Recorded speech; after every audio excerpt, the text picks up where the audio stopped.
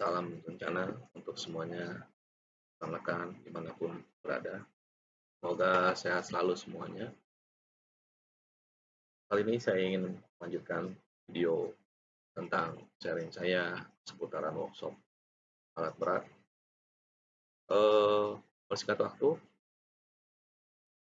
setelah kita banyak sharing-sharing tentang bagaimana parameter KPI, rumusannya, DMCR, DMBD, dan banyak hal seputaran manajemen workshop, lalu timbul pertanyaan.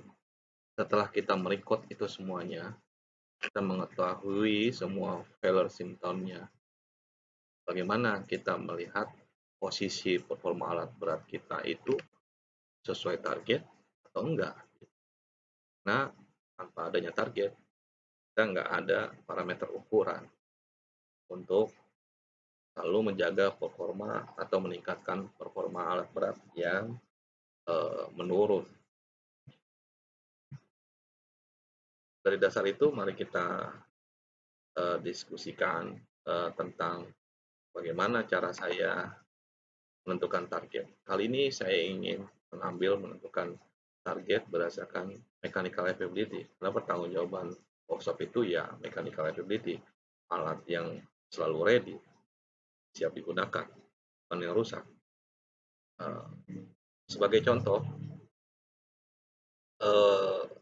semua alat itu kan mempunyai tahun usia dioperasikan di tambang kita berbeda-beda ya. Jadi kalau misalkan tahun 1, tahun 2, tahun 3, dan seterusnya, di sini kami sudah menentukan dan menyepakati target yang ditentukan adalah sekian. Tahun ke-1 95%, tahun kedua itu 90%, ketiga 85%, dan di atas 3 tahun 70%. Tapi di dalam manajemen workshop kita melakukan rekondisi, kita melakukan overhaul. Pada saat mesin itu sudah di atas 12.000, transmisi itu sudah 20.000, kita melakukan rekondisi, mengeluarkan biaya dengan harapan performanya terdongkrak, meningkat juga walaupun usianya sudah tua. Terbukti di kita bahwasanya banyak sekali usia-usia alat berat yang sudah 10 tahun ke atas tapi performanya malah masih bertahan di atas 85%. Oke, kembali dengan kesepakatan itu. Kesepakatan itulah yang kita tentukan, yang kita buat, lalu kita bahasakan ke dalam formula Excel. Lalu kita tanamkan di setiap performa masing-masing alat. Karena setiap alat itu berbeda. Rumus yang digunakan sebagai berikut. Rumus yang di Excel digunakan. Oke, sebelum lebih lanjut, bagaimana register data-data penetapan target ditentukan, kita flashback ke belakang melihat key performance indicator yang pernah saya share di video sebelumnya. Di dalam salah satu key performance indicator itu ada parameter MA, mechanical availability, juga ada physical availability.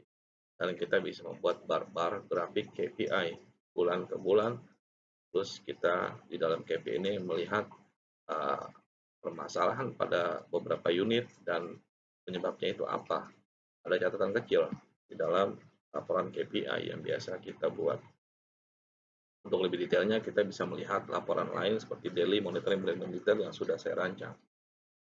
Di sini juga kita bisa melihat bagaimana use of availability itu kita rekam dari bulan ke bulan. Use of availability itu sekilas saya flashback lagi, teman-teman nanti bisa lihat rumusan yang ada di video sebelumnya adalah bagaimana alat itu digunakan pada saat siap digunakan. Apakah hujan, ataukah cuaca panas dan digunakan, atau cuacanya baik tapi tidak digunakan. Jadi semua itu termonitor di situ. Lalu kita breakdown lagi lebih kecil, lebih detail, lebih spesifik tentang masing-masing modelnya. Model-model alat itu berbeda. Setelah semua model ini, kita spesifik lagi ke dalam masing-masing unitnya. Terus kita melihat juga bagaimana performanya. Juga termasuk bagaimana support dari material itu sendiri. Karena tidak jarang kebutuhan perbaikan dan perawatan itu didukung oleh material atau spare part. Hal ini akan saya bahas lebih lanjut tentang material. Kali ini saya ingin mempersingkat waktu, kita kembali ke bahasan masalah mechanical availability. Mechanical availability yang kita bahas untuk menetapkan targetnya. Oke, kita kembali. Lalu sebagai contoh, sekali lagi adalah contoh visual aja. Jadi kita pastinya punya satu tabel Excel yang merekam dan meregister semua data populasi teman-teman di site manapun. Contoh sederhananya seperti ini. Kita punya rekaman data-data alat dan seterusnya. Lalu yang perlu kita catat selain kesepakatan target adalah usia beli, tahun belinya kapan. Gitu. Karena dari usia ini nanti kita akan menentukan target alat berat itu sendiri.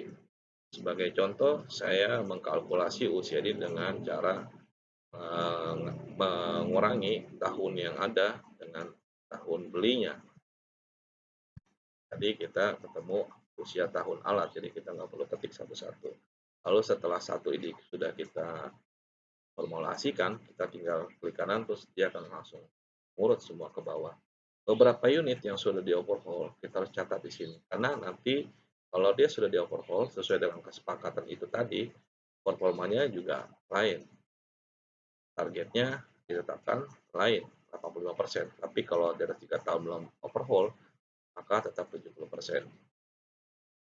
Lalu, rumus yang tadi itu kita tanamkan di sini. Bagaimana kita menghitung? Jadi, misalkan dia tidak ada tahunnya, kita nggak tahu nih, unit itu mungkin sudah tua sekali, terus kita nggak ada record.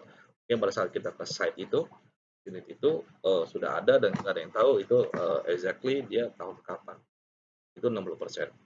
Tapi kalau misalkan kita tahu dia adalah tahun ke-1, maka sesuai dengan kesepakatan tadi itu 95%. Kalau misalkan dia tahun kedua 90%, dia tahun ketiga 85%.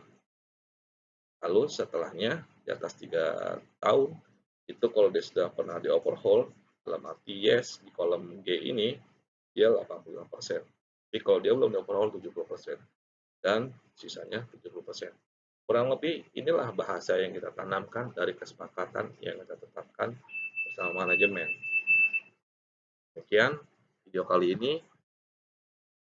Singkat saja, teman-teman yang masih penasaran atau ingin mengaplikasikan lebih lanjut, bisa cek di kolom deskripsi. Mudah-mudahan bermanfaat untuk semuanya. Terima kasih. Assalamualaikum warahmatullahi wabarakatuh. Salam rencana.